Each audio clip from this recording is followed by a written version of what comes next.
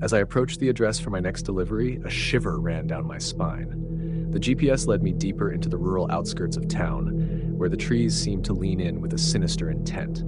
It was already dark, and the fading light cast long, eerie shadows across the unkempt lawns.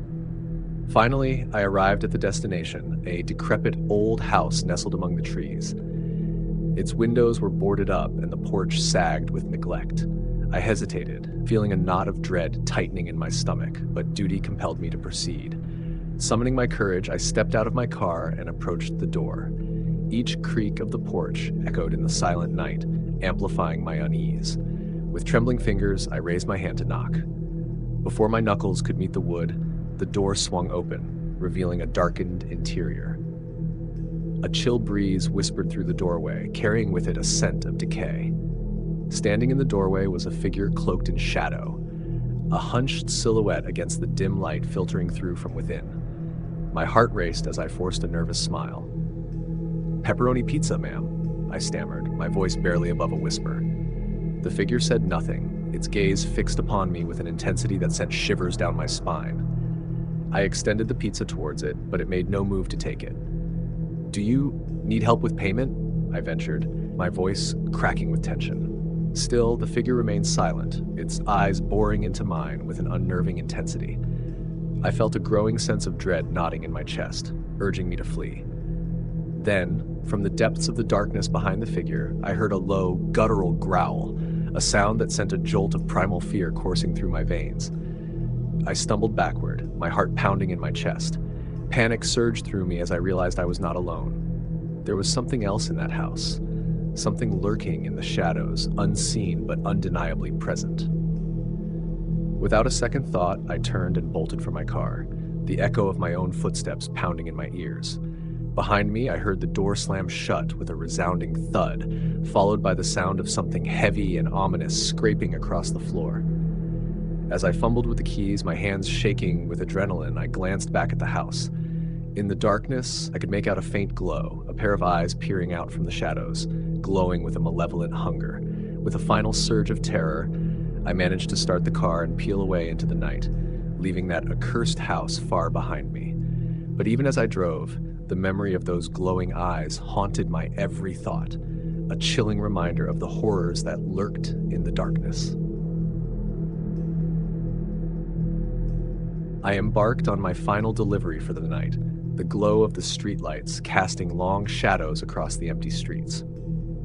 It was a routine evening, or so I thought, until the GPS directed me to a desolate part of town I had never visited before.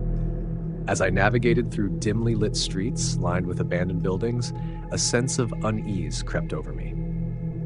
The address led me to an old, rundown apartment building nestled in the heart of the forgotten neighborhood. Its weather-beaten facade loomed ominously in the darkness, the windows boarded up like vacant eyes. Reluctantly, I climbed the creaking stairs to the third floor, my footsteps echoing in the eerie silence. When I reached the door, I hesitated, a gnawing sense of foreboding settling in the pit of my stomach. But I couldn't turn back now. I needed to complete the delivery. I knocked on the door, the sound reverberating through the empty hallway like a death knell. After what felt like an eternity, the door creaked open, revealing a dimly lit apartment shrouded in shadows. Standing in the doorway was a frail old man, his eyes sunken and hollow, his face etched with lines of sorrow.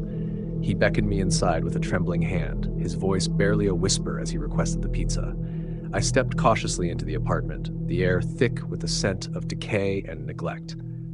As I handed him the pizza, I couldn't shake the feeling that something was off. His eyes seemed to bore into mine with an intensity that sent a chill down my spine. "Would you like me to wait for payment?" I asked, trying to mask my unease with a forced smile. The old man shook his head, his gaze never leaving mine. "No need," he replied cryptically, his voice sending shivers down my spine. Before I could respond, a loud crash echoed from the darkened hallway, followed by the sound of something scuttling in the shadows. My heart raced as I turned to investigate, my hand instinctively reaching for the pepper spray in my pocket. Suddenly, the old man's demeanor shifted, his frail form contorting into a grotesque mockery of humanity. His eyes blazed with a malevolent light as he lunged towards me, his mouth twisting into a sinister grin. Terrified, I stumbled backward, my heart pounding in my chest. With adrenaline coursing through my veins, I bolted for the door, the echoes of my footsteps drowned out by the sound of my racing pulse. As I fled into the night, I couldn't shake the feeling that I had narrowly escaped a fate far worse than mere delivery.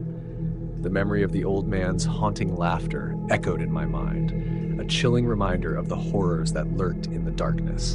And as I drove away, I vowed never to return to that forsaken place again.